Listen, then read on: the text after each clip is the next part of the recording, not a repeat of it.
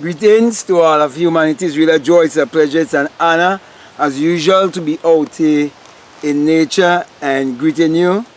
And being here this afternoon, it gives me real joy to know that I'm bringing a message of emancipation to you, whereby I'm pointing you to look inwardly to discover your true identity, to be your divinity.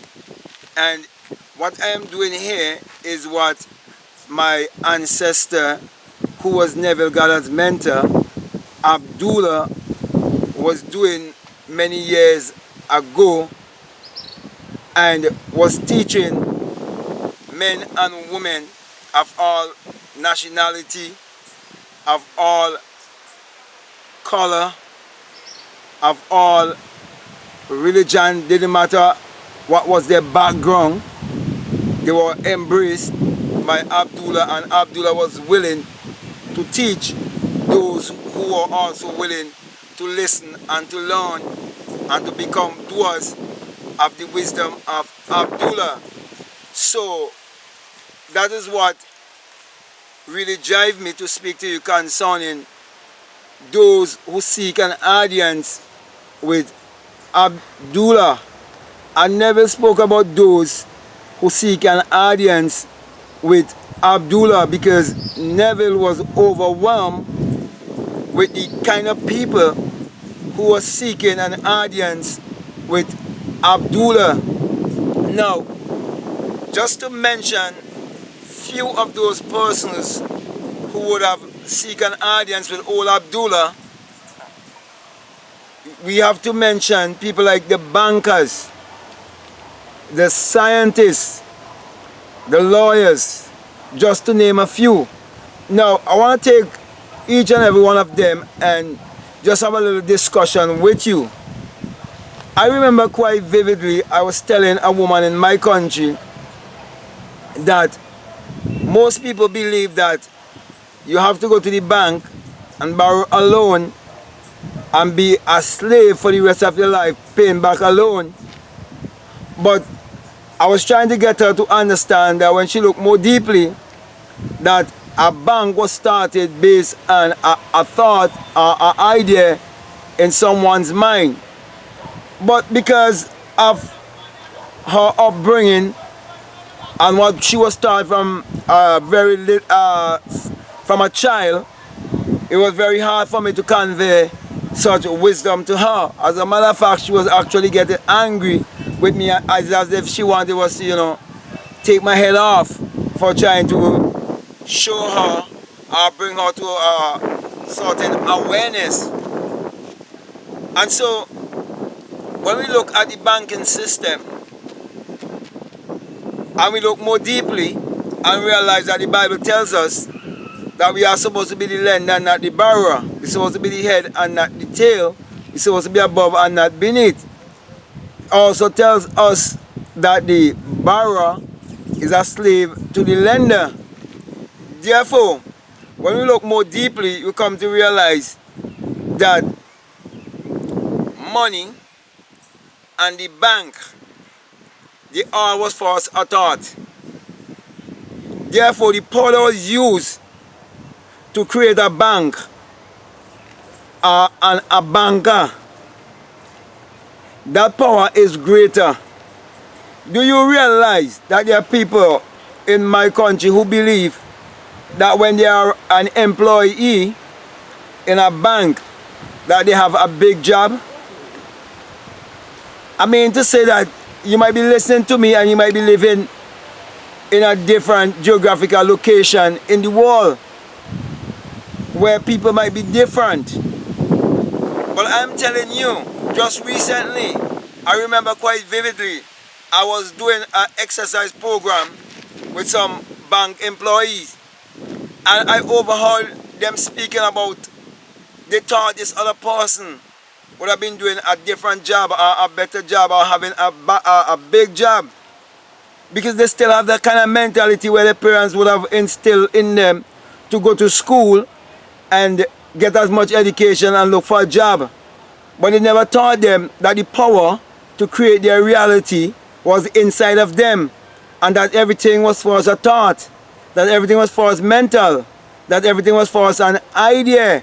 So in these parts that we're living, people still going around having the colonial mentality. Most people still believe that education is the key and give education priority over their own human imagination, which is the creator or God in man. So my brother, my sisters, you are above the banking system. Your creative power is what creates the banking system. So you are above that, and you have to live above that, because you can create your reality consciously. For example, Psalm 4:4 tells you how you can create your reality consciously. Matthew 6:6 tells you how you can create your reality consciously. Job 33 tells you how you can create your reality consciously. Habakkuk 2 tells you how you can create your reality consciously. And I can go on to teach you that you are the operant power, and the power is within you, and you have to use that power, but you have to change your belief system. Now let us look at the lawyer who was seeking an audience with Abdullah. A lawyer gets paid based on the amount of ignorant people that lives within a certain geographical location.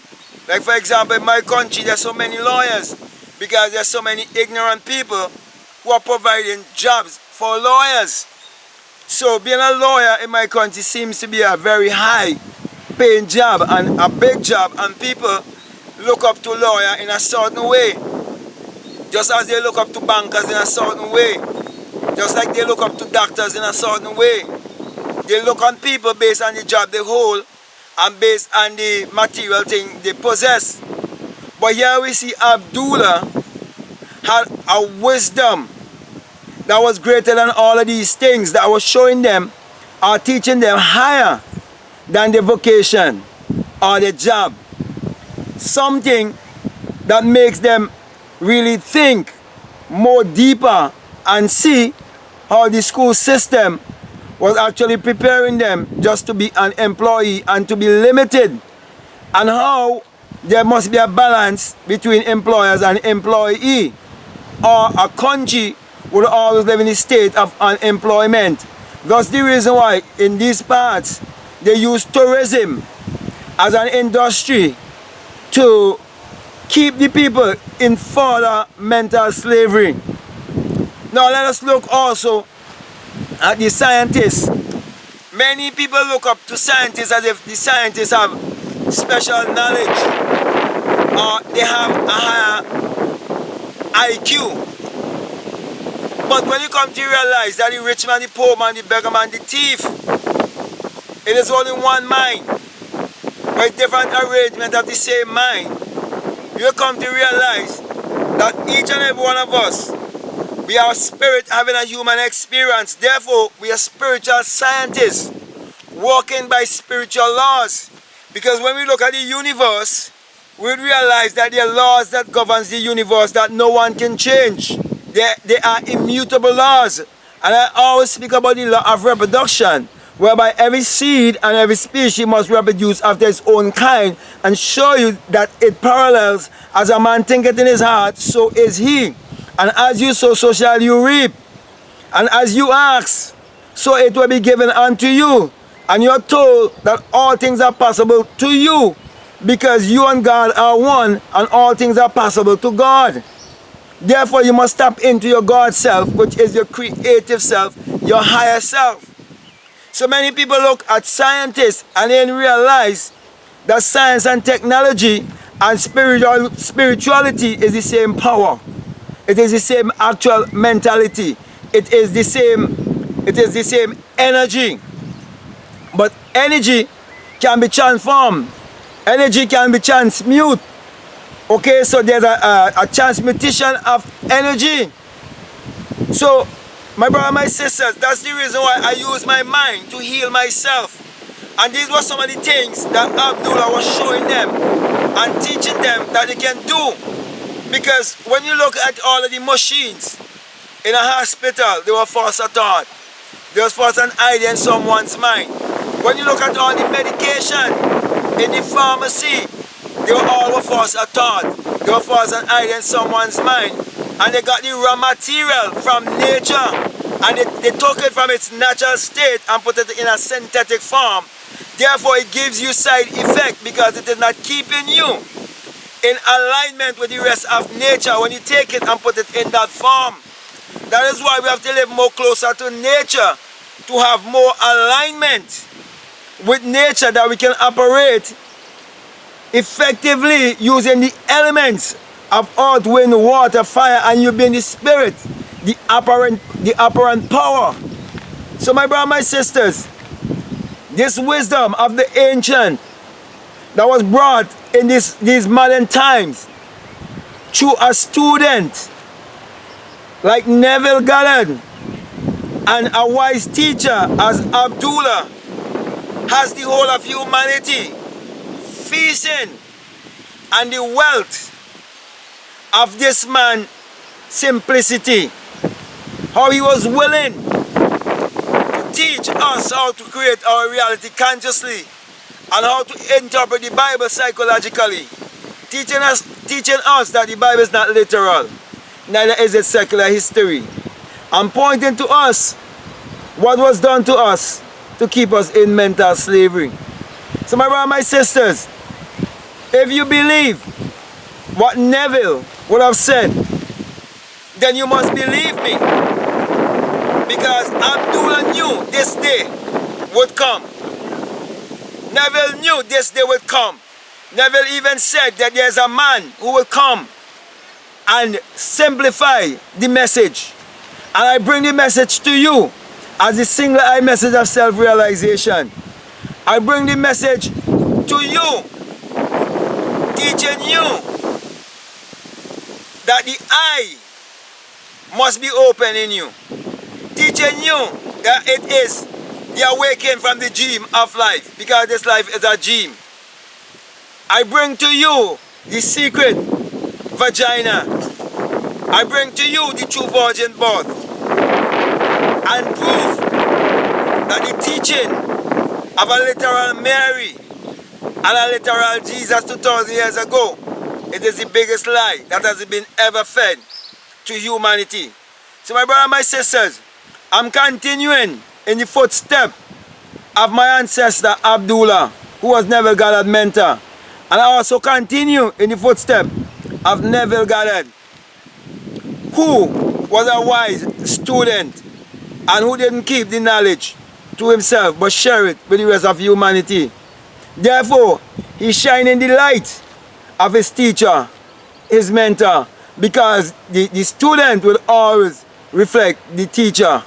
So my brothers and my sisters, all those who seek an audience with Abdullah found it a pleasure and an honor to be among such wise ones existing in their day. But in my country, because many are still kept with colonial mentality and they are in delusion from the false belief of secular Christianity, many think that I am crazy. But the time will come that they will realize that I'm pointing them to look inwardly, to discover their true identity, to be their divinity.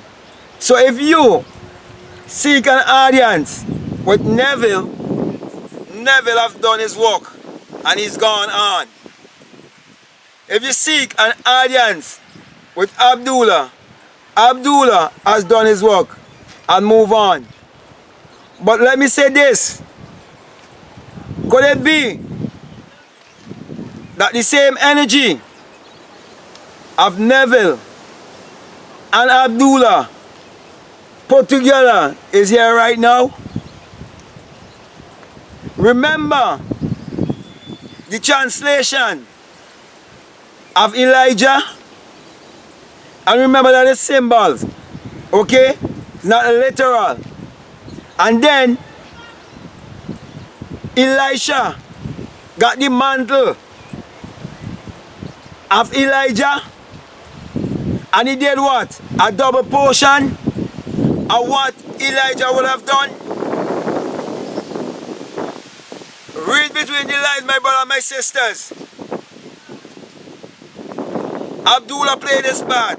Neville played his part. But this message of self-realization is Abdullah and Neville put together and bringing to you. I'm not just bringing love attraction. I'm bringing the whole thing to you.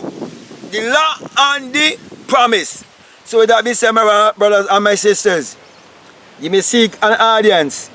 You may say, I wish I was there to seek an audience with Abdullah. But here I am, right before your eyes, saying to you, I am willing and ready to teach you based on what I have experienced. When I speak, it's not theory. I only can speak from what I would have experienced. That's the reason why I always tell you, hadn't it been that I would have awake within myself like a fiery being, and that single eye has been opened in me, and as I ascended up as a fiery being and hold the hand out the wind, I would have burst my crown chakra and became invisible and become like a little baby and was attached to my magnetic self, like what seems to be like the umbilical cord. And that's when I know the true birth, the birth from above, the birth from the skull, is the true virgin birth. And understand St. John chapter 3. That's the reason why I always say to you, from your shoulder to above your head is a pyramid. That's the eye above the pyramid. And from your shoulder to your waistline, it's a pyramid. And from your waistline to the sole of your feet, it's a pyramid. And that is the tree of life. And when you found the tree of life and eat from the tree of life, you will have discovered your eternal self. You will have discovered your true God self. You will have come into true awakening. When you become invisible, you have come back to source. And you have an innate wisdom that could not be given to you by books, but only through an experience. So the greatest mystery can never be known intellectually. It must be experienced. That's the reason why I always put my hand just like this and show you the symbol of the single eye. I'm telling you that when you see the single eye and the US dollar, it's not an evil sign. And don't let anyone tell you it's the all-seeing eye or some evil one. It is the all-seeing eye of the God in you, the Creator in you, which is your own human imagination, which is the Creator in man. And when you have an awakened imagination, you come to realize that it is the rising of the S-U-N in a S-O-N, and that it is the dawning of a new day in your life. For the sun is the giver of all life. And without the sun, there is no life and there is no light. And without the human imagination, there isn't anything made that was made. Therefore, the sun parallels the human imagination parallels the sun. And you're told in Psalms 84:11 that the Lord thy God is a sun and a shield, and no good thing will he withhold from you. The sun has never ever withhold any good thing from you, my brothers and my sisters. Whatever the sun shines upon, it brings forth in abundance. Therefore, abundance, prosperity, it is your birthright. Also in Malachi 4:2, it tells you that the sun, as in the S-U-N of righteousness, shall arise in you with healing in his wings. That's the reason why I'm bringing healing, both mentally and physically and in every way, even socially, to all of humanity. Whereby I'm pointing you to look inwardly and to use your mind power, which is your solar power, your sun power, your creative power, your God power, to achieve your every desire. Thus the reason why I will end here by saying that was the experience of Abdullah, why many seek an audience with old Abdullah. So with that being said, I want to say peace, love you all, I'm out.